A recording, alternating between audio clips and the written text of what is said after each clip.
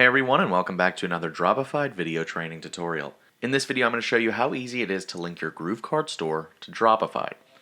So the first thing we need to do is go into Dropified and log in.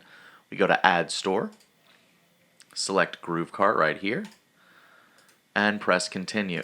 Now we can name our store whatever we want, so in this case I'm just going to name it something generic.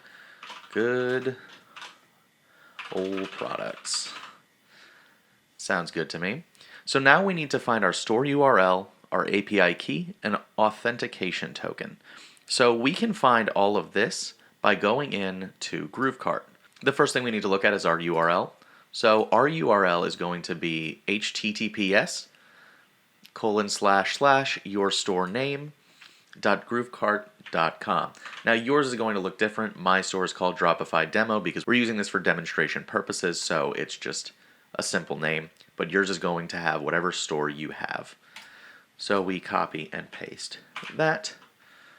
So to find our API key and authentication token, we have to go into GrooveKart and install Dropified. So we're going to go into Find Products right here, and we'll find our app. So here is Dropified in the list.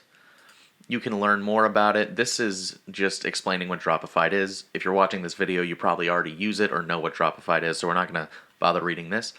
But to find our API key and token, we just click App Settings right here, and they will pop up right here. So we copy, paste, copy this, and we paste. Then we press Add Store back in Dropified, and there we go.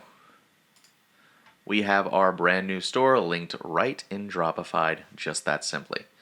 So that's going to do it for this video today. Thank you so much for watching, and have a great rest of your day.